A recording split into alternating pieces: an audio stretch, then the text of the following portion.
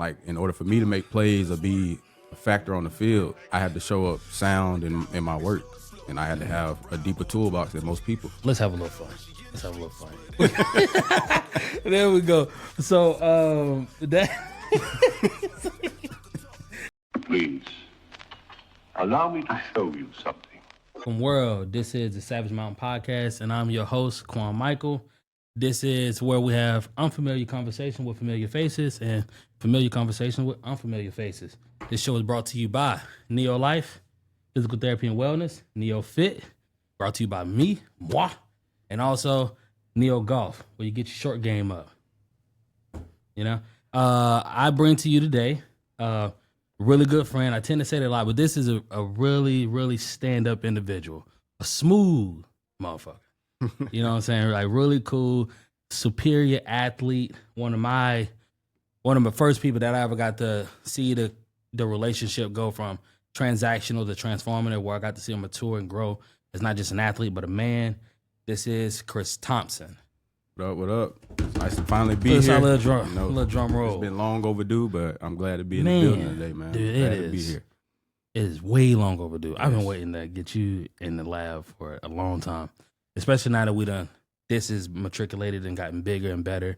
So I want, like I say often, I know you personally, but I want to set the table up so you can introduce yourself to the world so they can know you, your origin story, what got you to become the outstanding coach that you are at Plant City, the athlete from Southeastern, D'Iberville, Faulkner. Like, give us that rundown. You know, I was born and raised actually in Pascagoula, Mississippi, which is right down the beachfront. Is that the coast? To me, it is. I count it as a coast. I mean, I know a few people don't, but Yeah. in my eyes, yeah. How you feel about that, Batchy? Yeah, I'd say that's the coast. All right, cool. Yeah. Cool. We'll respect it. We'll We'll give it the respect it. credit. Yeah. Carry on, brother. But yeah, so I was born and raised in Pascagoula. Around maybe the 5th grade, I moved over across the bridge. I was at St. Martin, spent a year or two there, and then middle school all the way up. I finished through D'Iberville High School. Me as a person, I was a former athlete. You know, I still consider myself to be an athlete, but former football player, football and baseball. And, you know, when I played, I wasn't necessarily always the most athletic. So for me, all I knew from the ground up when I first put cleats and pads on was I got to put in the extra work. You know, I was always one of the smallest people on the field, wasn't the fastest, couldn't jump the highest, but, you know, I had grit and determination, and that got me a long ways in life, even up until this point. Yes, sir. Yes, sir. Yes, sir. Now, whenever you talk about grit and determination, that's one of the things that I saw, and this would be the first time we get to talk about the different schools and whatnot in D'Iberville. So that team, whenever I came on and I saw y'all, what was that? The first time I met you and Tyler Barnes, that was 13. It was in 14. It was my sophomore year. It was 14. Mm-hmm. And hands down, like from top to bottom, that was probably like one of the most talented. We was loaded. Talented rosters I ever saw. But even then, seeing you there, I was like, he ain't the biggest, he ain't the fastest, just the way you described it. I remember talking to Jason about this, and I was like, if anybody gonna go somewhere from that batch, it's gonna be Chris, it's gonna be Tyler. And it was just off the fact that every drill, bro, boom, you knocking it out, catching, running all the way through. And it was just from the drills. And then the attention that you had, the attention to detail. I was like, even as a sophomore, I'm like, that shit was like different for me, especially seeing in a young era. You know what I'm saying? Like, I grew up in an era where it was respect was laid, and like if you were a senior, you kind of like, all right, let them get that spot or whatever. Yeah. But then we came in, it was like, singing to him like, man, if you good, you good, you know? And that's what we saw with Tyler. He had the talent. It was there quicker, but I'm like, with Chris' consistency, you're gonna go there even more. And then it only matured and got better and more defined. Right. You know what I'm saying? As you matured as an athlete, as you got more savvy. So with that being said, Tyler ended up going Division I, Southern Miss. What necessarily like negated that D1 push on your end? Like what happened? So for me, I had the injury bug my senior year. So my junior year, going into my senior year, like my junior year was excellent. Like it was probably the best I've ever performed in high school ball. And like I was starting to come into myself, like starting to figure out what type of athlete I was, what type of football player I was on the field. Because, everybody doesn't play the same. And like you were saying, like I had, for me, my drill work, it had to be on point because I understood, like in order for me to make plays or be a factor on the field, I had to show up sound in my work. And I had to have a deeper toolbox than most people because I couldn't just win off of pure athleticism. But, back to the original question, my senior year, I sprained my MCL in my knee, and it sat me out. Like, are you talking about? I'm talking to Tulane, Southern Miss at one point. I was talking to Troy. So I'm starting to get the D1 looks that I was looking forward to. And then I sprained my MCL, had all these injury bugs. So I go from, basically missed the whole half of my senior year, that first half. Those first 4 games, your senior year is very crucial. Many people don't know that's the recruiting games right there. That's the film you put that on tape and you get that out to the scouts and they determine whether they gonna give you that offer or not. Well, for me, I didn't have that. So I think I came back still not even 100% because as a DB, my senior year, I played with a knee brace on. I had to cover it up every game, and that's very uncommon. If you're a DB with a knee brace on, you finna get picked on the whole game. Blood in the water. But so right when we got into region play, like that's when I came back, and again, I wasn't 100%, probably about 80%, but I'm just grinding it out because I had a vision. I wanted to play D1 ball, and all those coaches that I was talking to in communication with, like they disappeared. So now I'm in a standstill with myself. Like, dang, am I gonna make it? Like, am I gonna get to see the dreams I've been chasing since I was 4? Mm-hmm. And for me, like, I didn't get that D1 opportunity. I got the opportunity to walk on, but like for me, I wanted more than that because I understood beyond football, it was an education. That really was the forefront. That paved the way for me all the way down the road. That got me to where I am now. But it was just one school that took the opportunity to offer me for a ride, and that was Southeastern University. Many of you don't know. A couple people may know, but the Division II school. It's NAIA, but it's technically considered Division II, and it's all the way in Lakeland, Florida. So Lakeland, Florida is Central Florida, if people don't know. So it put me in a bind, not a bind, but a situation where I'm having to move 8 hours away from where I am, where I'm comfortable at, where I know everybody that resides, to some place uncommon.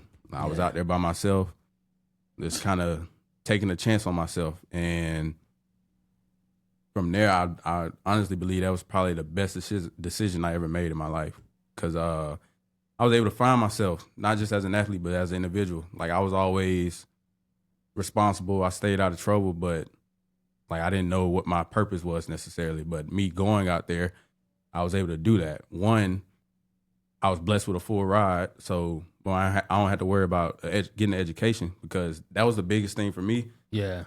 When I was in high school, and I don't know if it was because I was mature, a little bit more mature, but I had already understood that was going to be my only way to get an education, football. Yeah. So that's why I was so hard my senior year trying to make it out because for me, I didn't know anything else but football, and if that didn't work out, I knew I wasn't going to have the money to go to school because that's a lot of money to pull out of your own pocket. Yeah, and to mention that, man, it's this ain't the first time that you've come to that crossroads. Mm-hmm. And yeah, you come to that crossroads and you made not the unpopular decision, but the decision to go where typically, like, it's not it's not a comfortable feeling. So I guess you're comfortable with being uncomfortable in a sense. Because if I had that same decision that you mean, man, my ass would have stayed put. Because I did. I was like, man, Grambling or here? Valley or here? Yeah. Nah. Yeah. But for you doing that, this like I said before, this ain't the first time. You did this again when it came to going overseas and whatnot. And that's where I was like, bro, this guy is driven. This guy has a mindset that makes you one of the easiest people to get behind and root for, because it's like a lot of times you have to, and you know this now being a coach, not everybody want to be great. Not everybody want to be great, and you have to instill and want that for them just as much, and so they could eventually meet you halfway. Right. Your ass already just had it. So how was that experience to run into it again, another crossroads, when you're like, hey, do I stay in the States or do I go to overseas and play in a predominantly domesticated game? Because football is only dominant here in the States. It's slowly creeping out internationally, but this is primarily a United States game. So for me, I kind of had to change my perspective on like the possibility of playing pro. Yeah. So up until that point, all I knew was NFL, the Canadian League, and if you didn't make it to those, that was it. Yeah. But you know, I wanted the experience. Once I did more research into it on like the competition over there, because they got good competition over there. A lot of those guys are D1 guys that played, former NFL, former CFL guys, and that's the competition I was going against when I went overseas. But what made me ultimately make that decision to do that was because I had already did it, and I seen the fruits that was harvested from it. Me taking that step to do something by myself and figure it out along the way. So me going overseas, going into a completely different country was unseen, but you know, God presented that to me, and I'm thankful for that to this day, because you know, I met some beautiful people over there, people that I still keep in contact with to this day. But you know, it really wasn't a hard decision to make, just because I was comfortable making that decision. Like you said, I'm comfortable being uncomfortable. Yeah. So getting over there and just seeing how their society is ran as opposed to ours was really, that was the most precious thing I could have seen. I mean, life was great over there. Man, get into that. I don't want you. No, I mean, it just. He went to, where was it? I went to Sweden. Sweden. Yeah, I was gonna ask. Yeah, like, get in what was the most cherishable moment or memory from that experience? And you kind of just said that right there. You kind of answered my question before I could even ask. Yeah, it was, you know, seeing the people, the different culture, just the way they dress, the food they eat, you know, how they talk to each other. When I tell you over there in Sweden, well, Europe in general, like when I tell you everybody is for the people, and like if a sense of family, if that's something you was looking for, like that's the perfect or prime example for it. Like it didn't matter if they didn't know you from a can of paint, like they accepted you, they welcomed you in from day one, and that's how I felt. Like it felt like home. It felt like I'd been there all my life. Then you talk about the weather, like it was. I ain't gonna lie, it was weird because you know, it's 2:00 in the morning, and the sun's still out. Oh, and that threw me off completely. It messed up with my sleep too. I couldn't sleep. Boy, I would have been like, well, I'm in the twilight zone. You know what I'm saying? The sun was up from dusk to dawn, literally.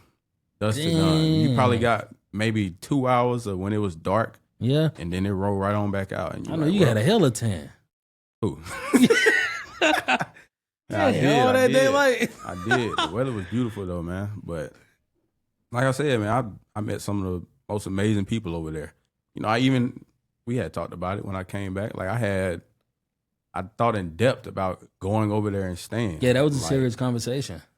Yeah, it was. That's how much I fell in love with it. But even when I got back, you know, I had more pro teams reach out trying to get me to play. Even the arena teams that was reaching out, and you know, that was never a route that I wanted to take, just because I just felt like playing at that level. There's no knock against any of the other guys, but I just felt like for me that I felt like I was beyond that. I could do better than that. Yeah.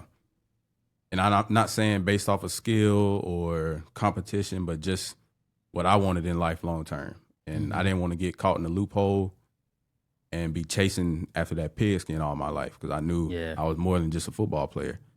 And yeah, that's, man, perfectly, beautifully said, because that's going to lead us to the next one. In past episodes, I've always harped down on identity and the athlete.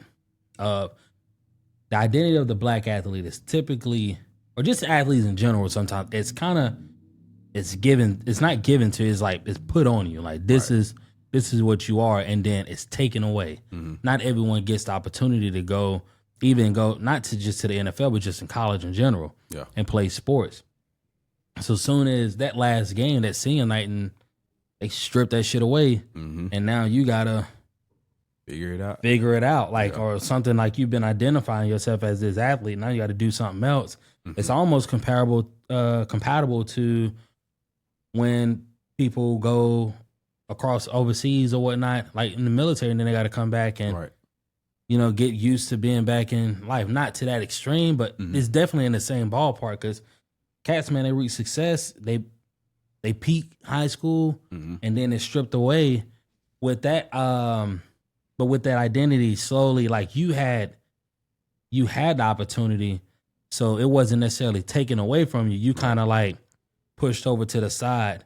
So with that being said, how did you manage like moving, and I say this a lot, but I'm trying to find another word, but navigating those waters of being identifying as an athlete, but now going into a different role, putting on a different hat and embracing that. Right.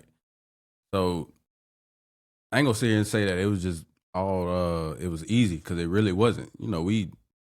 Months, probably 2-3 months where I was really on the fence. Like, I didn't know if I wanted to hang the cleats up or if I wanted to step into that new chapter of my life. It got to a point, man, I had to pray about it. Like, I was in continuous prayer about it, and then like have a real heart to heart with myself. Like, I had to look at the man in the mirror and look, you can only play this sport for so long, especially at the age I was at the time, and the position I played. You probably get a good solid 6-7 years playing pro, and then when they looking for the next guy to step up, the younger guy. So I had to be realistic with myself in that aspect, and then just knowing, like, going back to the foundation of why I was playing football in the first place, like how it got me to this point. Like, me playing football allowed me to get 2 degrees, a bachelor's in kinesiology and then a master's in management. So I know none of that would have been possible if I would have played ball. Okay, now I have it, so let me apply it. Let me use it. And so for me, and then life was going on at the time, I just had to come to a point where, I understand it's going to be hard to hang it up, but, those cleats, those pads, and that helmet, that jersey on the back of my back, it don't define me. So, and I knew that from the jump. And it was just, as an athlete, you always have that will to compete, and you want to be the best of the best, go against the best of the best. But at some point, it's got to come to an end. All good things come to an end at some point. And so with me venturing over into coaching, I got the opportunity. I got offered a coaching job, and it took me into a path that I ain't gonna lie, I didn't have any intentions of doing, and that was being a teacher. Yeah. Like, my career field, I always wanted to get into physical therapy, be a physical therapy assistant, something of that aspect, or sports performance. But when I got offered a coaching job, the teaching job had to come along with it. And so just weighing the time and place that I was in then, and then seeing the benefits that came with me stepping into this, like, I kind of had to take that leap of faith, and also know that, like, regardless of how it go, I'm gonna be good no matter what. Yeah. I always have that mindset of figuring it out, not being too hard on myself to the point where I'm putting myself in a hole just because I'm stuck on this one thing, where I know you can't be stuck in one place forever. Like, you got to continue to progress. And that was me progressing. Like, me hanging those cleats up allowing me to see things in a completely different way. Yeah. So that's And dude, my whole take on that. and that's again, bro. Your level of maturity. It's you're a young OG in a sense because like you always had a level of calmness. Because like it's been scenarios where you would speak on stuff and I'm like, man, I would have fucking crashed out. You know what I'm saying? Like just being me and you talk to me. Like I'm up here, up and down. But I've embraced that for that being me. That's just who I am, you know? And that'll lead me to my next one is that I worked with your dad. I worked with your dad. I worked with your brother. And y'all all have this level of like, it's minimalist. Men of few words, but you have such a level of integrity that y'all have about yourself. And not to say that a woman can't raise a man because I'm a product of that. And I wear that claim proudly. Shout out to Naomi. But I think like sometimes when I am hostile or whatnot, and I get over the top a little bit with mine, I think like, man, maybe if I had that, what y'all had, maybe it'd be a little bit more of a balance there. So how did having a father in your life impact you in your journey as far as like being an athlete and transitioning into a coach? So my dad is awesome, man. I love him to death. But you know, my dad. Yeah. He ain't finna take no BS. You know, you ain't finna just be freelancing and coming as you please. So for me at a young age, because he been in my life since I was 2. This is my stepdad, of course, but you know, he was always hard on me in the sense of giving me the hard love that I needed as a man. And from me growing up as a kid to now, like that's all I knew. So, and my brother as well. So we got straight along from the time we was in Pampers all the way up to now. So just seeing him being that prime example in my life of how to go about things, all right, what not to do in this situation, how can I be a better man or a better person for my loved ones, my coworkers, whoever it may be.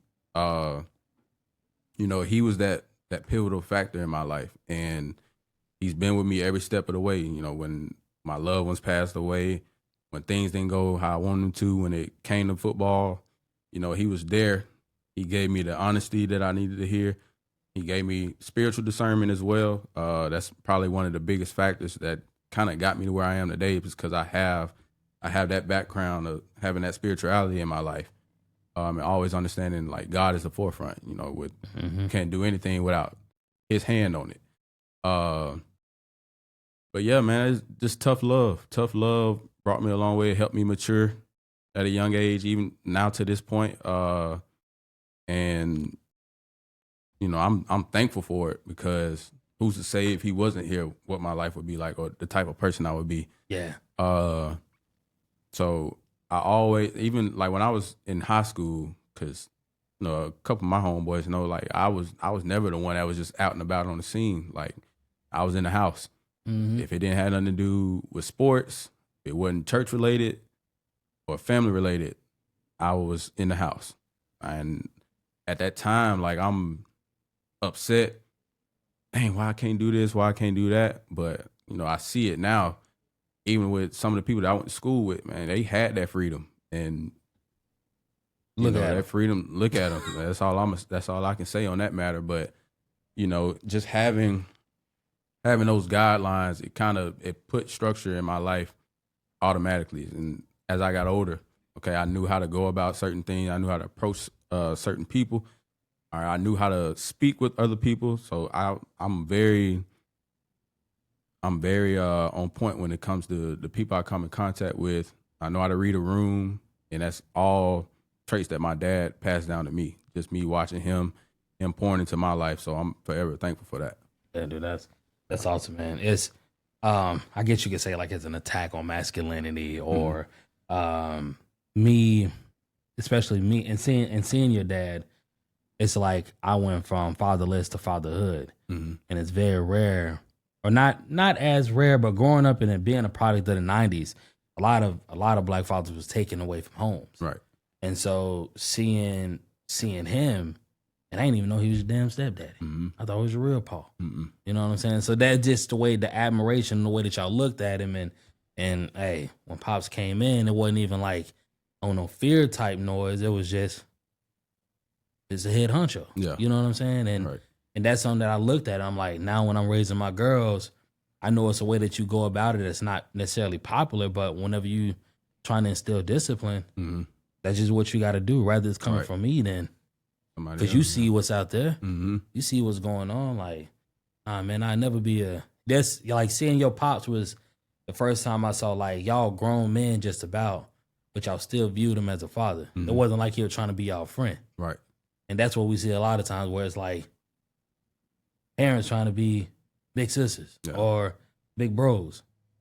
Hell no. Like it need to be a line drawn there. Right. Well, I'm here to help, but I ain't. Yeah, that's a boundary I'd never cross. Cause yeah, he raised me literally from the ground up. So I understand like it'll never be, I don't expect it to be a point in time where we just look at each other as just bros. Like I understand that that's my father. He's instilled wisdom in me. Like I have to listen. I'm gonna listen to whatever he says. Like I'm gonna take heed to whatever comes out of his mouth because I know that it's gold.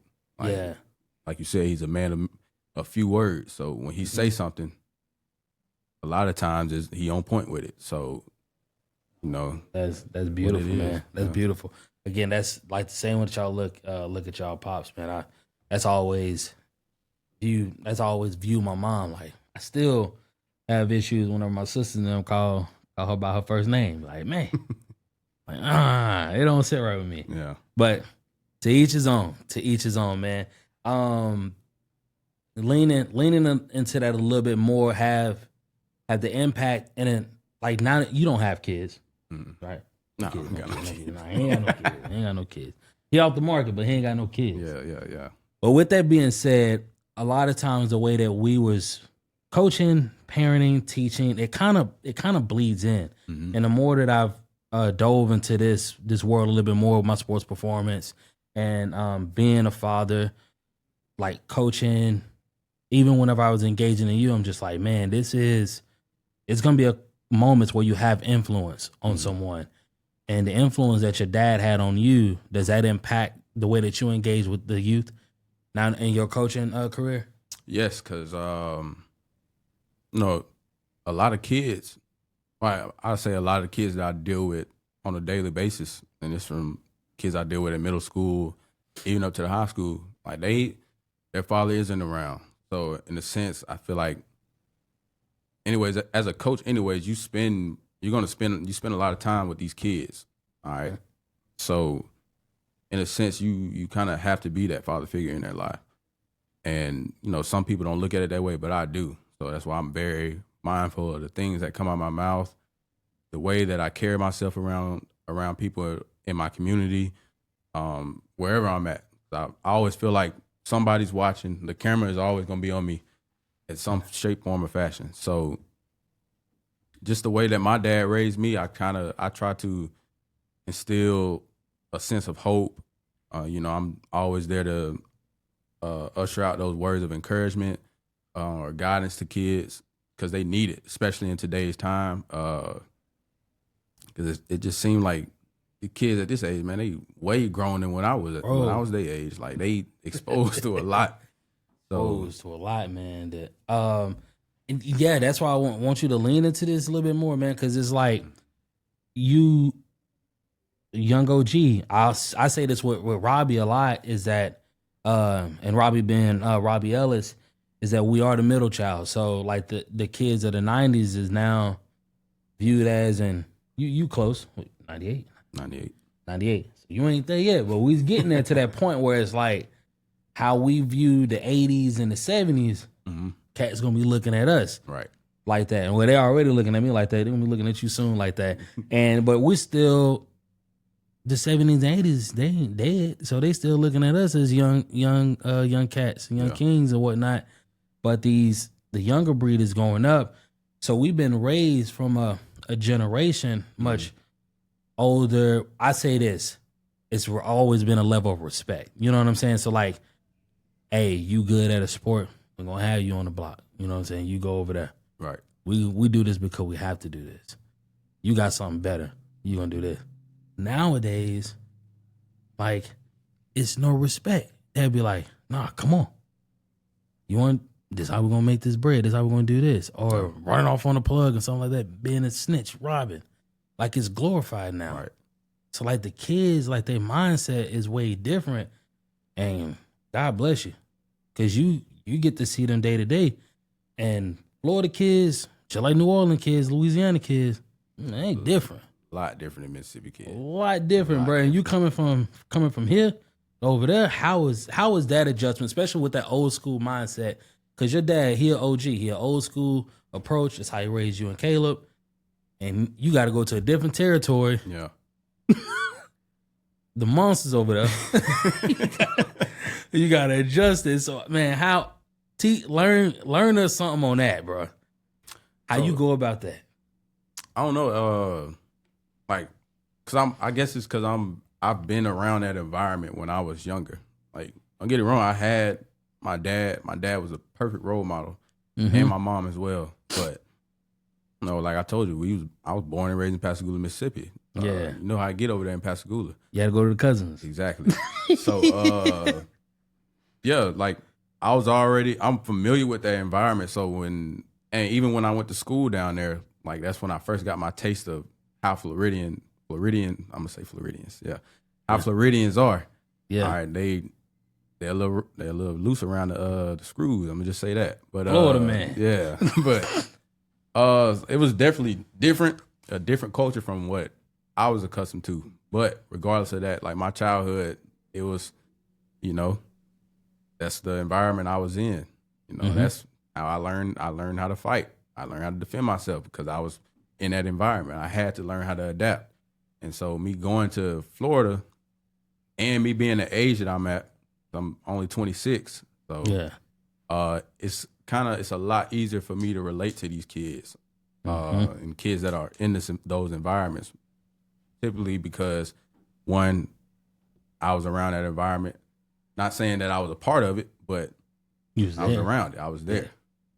Yeah. And then, like, I'm younger, so I can kind of relate to them a little bit more. A lot easier for me to talk to them. A lot easier for me to get my point across and for them to actually sit and listen. Okay. Yeah, it's just the age thing, and then, like you said, they don't have respect. But it's like one of those things now in today's society where when you're dealing with kids that age, like you have to earn their respect. Like you can't just come in boasting and being prideful, saying because I'm of higher authority, this is what you're gonna do. This is how it's gonna be. The kids gonna look at you like you're crazy. Like, yeah, they gonna look at you. Thank you, because that's exactly how. That's exactly why it's always a conflict, restriction, or whatnot. Is resistance on that end. You know what I'm saying? That's why D'Iberville have some situations because it's like, bro, that style. Do you think that style of coaching died? It's a dinosaur. It's on its way out. I think it's on its way out. Yeah, you need because what it sounds like is what I was going into whenever I ran into y'all. It was like more of a relatability. I'm not that far removed from the locker room. We listening to the same music. Right. If the sport is 85% of a certain style of individual, representation matters. So it's like, man, how can I engage and become more than just because you wear that coach with pride. You know what I'm saying? Like I said this in the first episode. It's like if a player's trying to get to a certain point, but him to get to that certain point, the coach is there. It's not a doctor. It's not like it can be a teacher in a sense, but the coach is like, this is my route. This is the route that I gotta go to get to what I need. So I have to. This guy can play me. He can sit me down. So I have to use.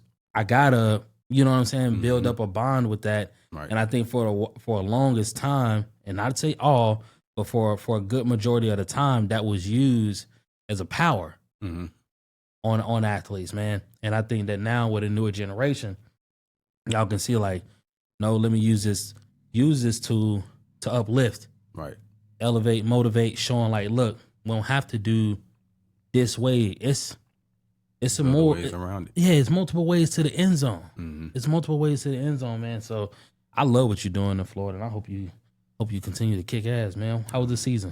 It was great. We made it. Yeah. We made it to the second round of playoffs. We won district. We dominated our district. So, There we go. What's that? They do a 1A, 5A? What? We 7A. Ooh, that's a lot of people. We with the big dogs. People, man. So that doesn't depend on the athleticism and stuff like that. It's Nah, that's more so people. the class of the school. How many kids are housed in that school or in Yeah. that environment? But still, it's a lot of good football in Florida. Oh, yeah. Ain't Excellent no doubt. football in Florida. Nobody disputing that. Everybody know Louisiana got the best athletes. But you say Florida? Florida got them? It depends. As far as speed, Yeah. yes. All right, man. Let's have a little fun. Let's have a little fun here. All right, Batchy, you may know a few of these names that I throw out there. Okay.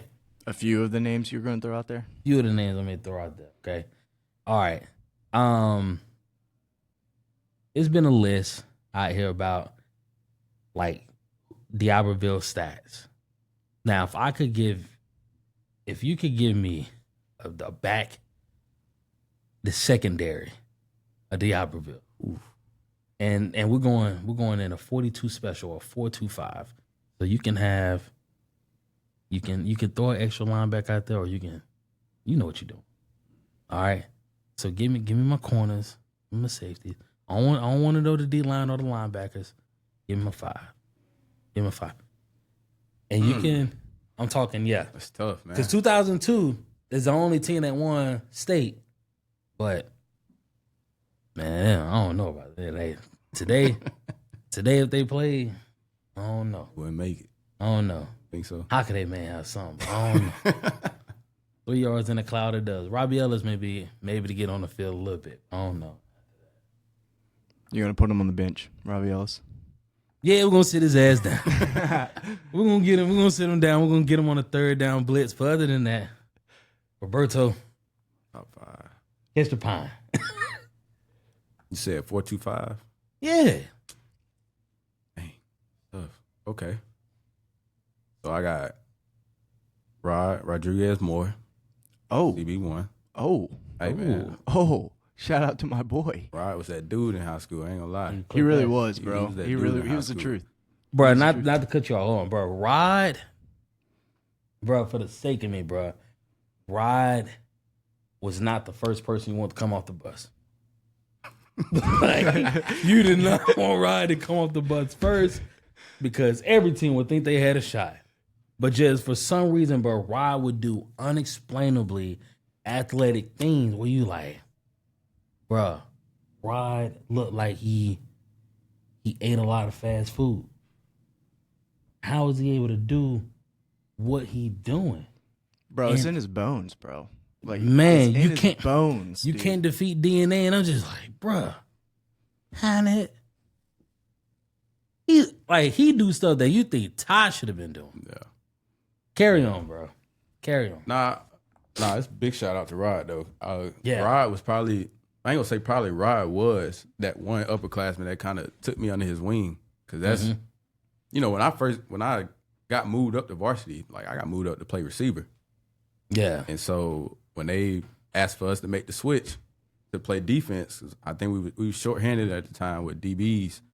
And that's when I first started building that relationship with Hockaday, Coach Lott when he was there at the time.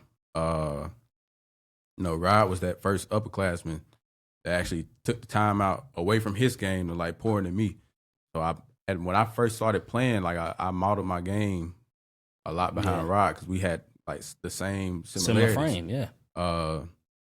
So big shout out to him. And he was kind of the one that kind of got me on my journey as a DB. But I definitely got him as CB1, and that's not biased. That's just from what I seen. Like I seen it. But I got him at CB1. Ooh, be tough. Who on the other side? I feel like I can play him at the other one too. So CB1, Rod. All right. Can I throw myself in there? Nah, you coaching. You coaching today. Okay. And you can go in history. I mean, that 2000, it was a team that went to state. Yeah, but they had a DB out there. Wasn't me. Who was it? Oh, well, he wasn't that good then, if you don't know. Man, see, right? Oh. Waiting for that one. Okay. Get past that one. I'm gonna have to put Snoop, but I want Snoop at the nickel, man. Snoop can play anywhere on the field. And who is Snoop? That's Justin Wiley. Okay. Played in Minnesota, ahead. finna get drafted this year. Yeah, and you got him at the slot instead of the 2?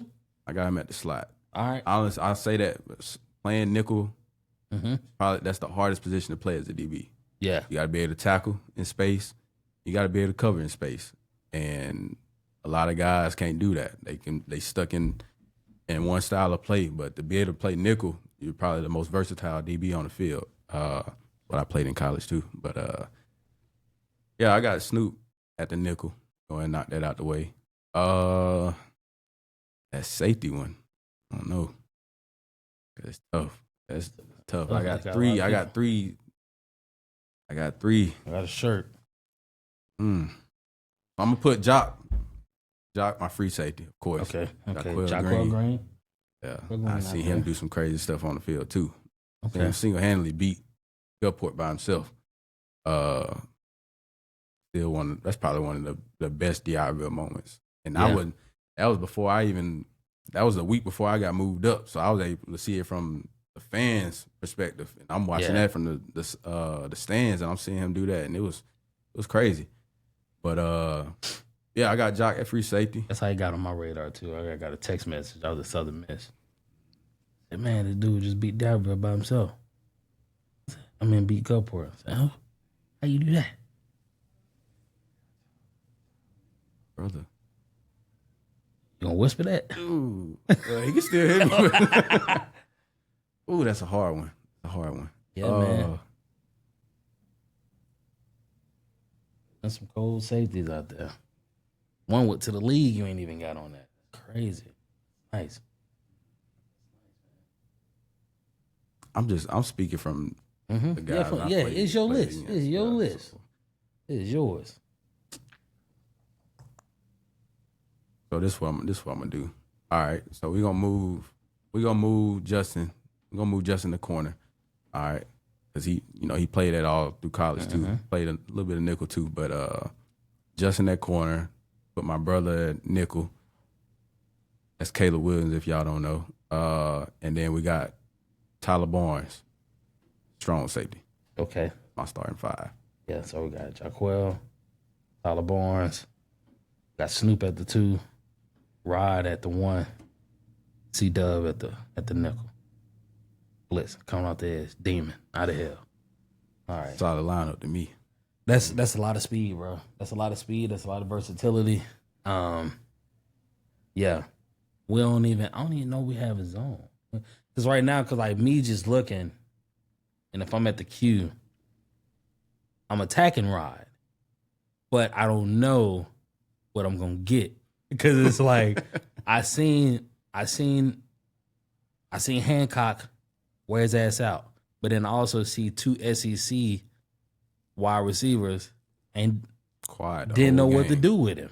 You know what I'm saying? Mm-hmm. I'm like, bruh. And I saw Gardner Minshew go away from him. You know? So I was like, man. But nah, that's a beautiful list, bro. That's a beautiful list. One thing I would know, I would like to know for you, and this part where we're gonna have a little bit of fun, is that this shirt right here. Mm-hmm. I love this shirt. One of my famous teammates was a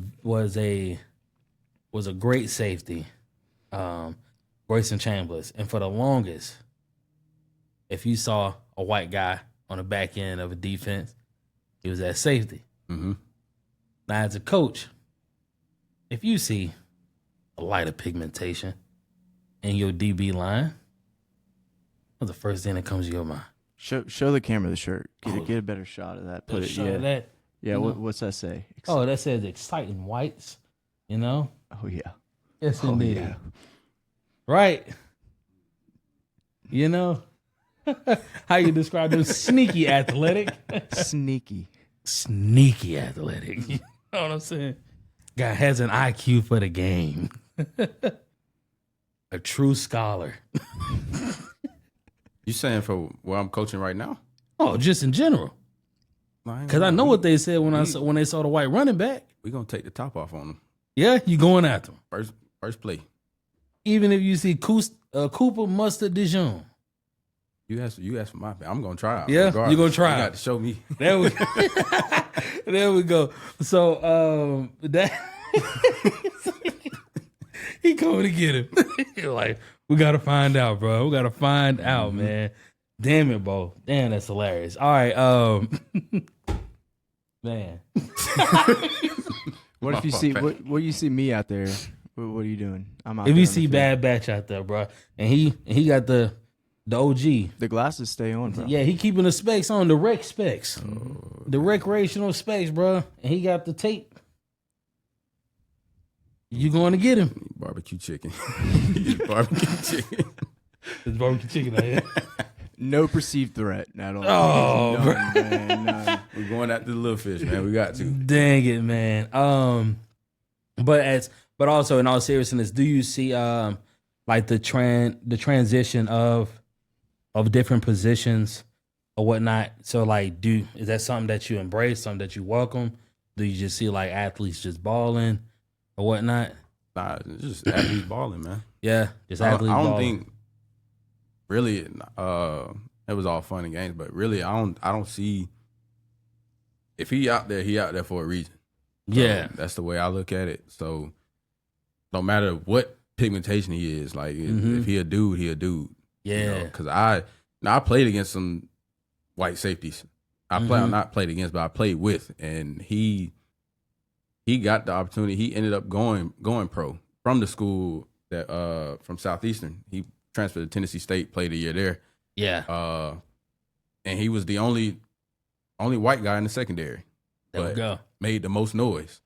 And so as a result, he got invited to training camp with the Dolphins. Then shortly after that, he ended up playing in the UFL for the Michigan Panthers.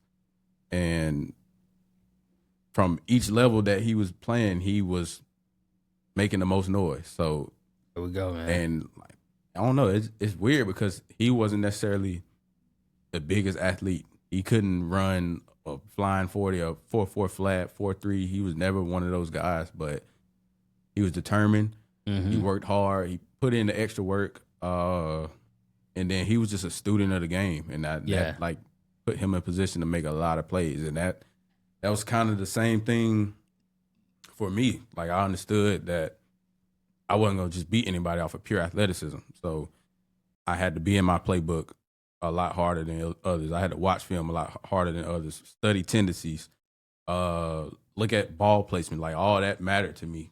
And for me doing that, it allowed me to slow the game down. And then I got to play under some very football savvy coaches, defense coordinators, cornerback coaches that I had. Like they taught me football to the T, to the point where everything wasn't just off a reaction as a DB. Like it's kind of like you anticipating it. Boom. And soon as you see that cue, you go. And like even now, like when you pull up my film, a lot of my plays was boom. As soon as I seen it, I just react right off the flap. And you know, my play style, like I said, I was never the fastest, the biggest, but you know, once I got into the right program as far as like strength training, sports performance, like I found my identity, that confidence. Where it didn't matter who I lined up against, I'm finna dog his ass the whole game. Like he gonna remember me. And there we go, man. You turn my tape on, it speaks for itself. But yeah, man, it was, I don't know, I've evolved as an athlete. Even now, like I still consider myself an athlete because I'm a year removed from playing on the field, but like I still nothing for me to lace up some cleats and get after it. Yeah, you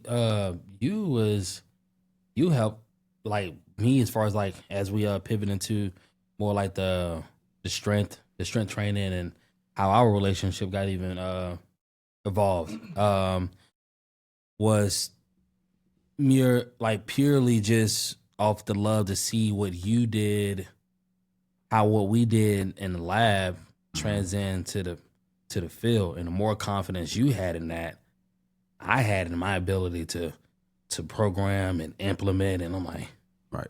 bruh, like it's a unorthodox approach, but we're seeing like Crazy numbers. yeah, like crazy numbers, man. Like whenever you had what it was like the XFL or It was UFL combine. UFL, CFL combine. Yeah, and you said, man, I don't know if I could bench press 225 4 times. Mm-hmm. You gave this amount of time, and I hate deadlines. They know it right now. Right. I don't like deadlines. You said, hey, we gotta hit this thing, hit a deadline. All right, we'll make it. We'll see what happens, and then just see how everything just kind of rocking and rolling. And I'm like, I'm gonna have to put this in the back pocket because That was some crazy training right there. it was crazy training, but it was just stuff where it was just you and I, and then whomever else was with us, but we kept the main thing, and that was it's an agreement between you and I, and we're just rocking and rolling. Right. We're rocking and rolling. We're building. We're growing. And again, yeah, that it's many ways that we can go about coaching and installing confidence in the predecessors or whatnot, or not predecessors, but the people, the understudies of us. Has that style of training helped, like with your, even because right now you're just a DB coach, right? But when there's a strength and conditioning component of it, which you doing the sports performance stuff at times, does that experience what we did then, has that like kind of elevated or evolved your growth in that way as well? Yeah, it has. Like even to the point where now, like I'm getting ready to go. When summer training starts, that's probably the most pivotal training period as a high school athlete. Like you got to show up to summer training. Like that's a no given. But like now I'm to the point now we did so many hang cleans, snatches, and stuff like that. Where we're working on that quick pop explosion, and how that transfers to the field. Now I'm getting ready to step into a role where now I have to teach that to our whole team, because we don't do power cleans, we don't do hang cleans, we don't do power snatches, nothing. And so it was really me. I'm just watching, and I watched from this previous year. Like a lot of our kids, their hips aren't even unlocked yet. Like we could be so much more explosive, so much stronger, so much faster if we unlock that component. So it was just really, it was a talk amongst me and the head coach, Coach Terrence Hicks. Shout out to you, man. But I sat down. I told him we just spoke about it, how that needed to be included. Like I feel like as a football player, as a football program, like you got to have some sort of a clean in your program. Like that translates immediately on the field when you think of change of direction, agility, balance, all that. And so now I'm getting ready to have to teach this to the whole majority, and I'm excited about it because I've been power cleaning since high school. Yeah, and that was introduced to me by Hockaday, Coach Hockaday, and at the time you're not thinking about like why we flipping this bar over to our neck like this. That's why I said the same thing with Hockaday, bro. Let me give a quick shout out to Jason, man. Shout out to Jason Hockaday, Captain America, number 10, over that crooked letter. This dude, when it was 2008, so I was 2008, getting ready. What led to us going into the state, and we'll wrap it up. So like, this man come in here, bro. We throwing tires over a damn field goal post. We jumping boxes, man. We doing like PVC pipe, just clean. And I'm like, bro, man, this white boy crazy, bro. Like, it's hot. And he just got all this energy, bro. Yeah. Jackrabbit jumping around. Man. I'm like, bro, I ain't got time for this dude here, bro. But our conditioning. And then me and eventually like me kind of evolving it because when I played, I did not like lifting, bro. And people were like, "You?" I'm like, "Yeah, me." I did not like when I saw people killing in the weight room. I said, "I'm gonna bust their ass on the field." Mm-hmm. I'm like, bro, you taking this dude here, got these tight hips just because he could deadlift this house. He can't tackle me. I'll run him over. That was my mindset, bro. I always had that energy, bro. I'm going to destroy him. You praise him in here, you better praise him out there. Right. He's going to be flat on his back. That was my kind of energy. But Hockaday kind of like, he wasn't the biggest dude. You know, he wasn't the biggest dude. He had that white boy, you know, that energy, man, that you needed. He was one of them kind of cats. And that was just like, I needed that. Like I ain't gonna have you out here in these streets with me, but in this weight room, yeah, I need that right there. And he just introduced exposure lead to expansion, and he exposed us to a different style of training that typically wasn't in a lot of football programs. right. And Hockaday that was his thing, bro. We was conditioned, man. We was well conditioned, and I always want to give him praise for that. So I'm glad that you said that, bro. You went from like, especially with us when we was training, like you was kept to yourself, did what you had to do, get on. And then now, like as we continue to grow, before you left off, like you was like the vocal, not demanding, not demeaning. Mm-hmm. You would set the example. You would always lead by example. And it went from like you just being by yourself to like ingratiating yourself with everyone else. You know what I'm saying? That competitive side started coming out, especially when I was on the field. And it just saw like the maturation and the confidence just continue to evolve and develop from an athlete. And now as the man, the coach, it's even more so, man. So it's beautiful to see you doing what you do. So that's why I had to have you on. Yeah. I know it's a short time, and any other time you come back, I definitely like to bring you on so we can dive deeper into it. But dude, I'm proud of you. I got two younger brothers, but I feel like I got a third, especially whenever I'm engaging with you and in the relationship and everything else that's led to the path that you're on now. I'm like, you've allowed me to step into this spot and have all the confidence in the world that I know what I'm doing, because I'm like, you ain't have to come to me. You know what I'm saying? You wanted to, you left, and then you came back. You know, you're like, no, I believe in your style of training. Right. When nobody other than my wife and cats that were trying to get it for free. You know what I'm saying? You were the first one where it was like, nah, man, I pay to play. You know? And so again, bro, I want to thank you. But with that being said, if it's any words of wisdom that you could give to any young athlete in this area, one of your kids that you're coaching back in Florida, what would it be for you to tell? I mean, what could you say to them to like say if they're on the brink and they don't know where to go, they're at that crossroads? What would you say to not just a younger you, but to that athlete? Really just to find a role model, somebody that you really trust, that you look up to, that you know has instilled a lot of wisdom into you, is capable of doing that. And just don't be a one-trick pony, man. You got to have, in today's world, as an athlete, even in the business realm of things, like you got to have multiple tools in your toolbox. So you got to be able to you got to be comfortable to walk in a room of filled with people you don't know and be able to engage in conversation with somebody. It starts there. Just really stepping out, trusting in yourself, knowing yourself as a person, and having that confidence. It takes you a long way. Yeah, man, don't be scared to fail. Like in order to grow, you have to fail. It's inevitable. So that's the biggest thing. That's the biggest takeaway. A lot of things that I endured through life that's kind of propelled me to the person I am today. So don't be scared of failure. Welcome it in, because that's the best. That's the most opportune time to grow and become a better individual in the long run. Well said, man.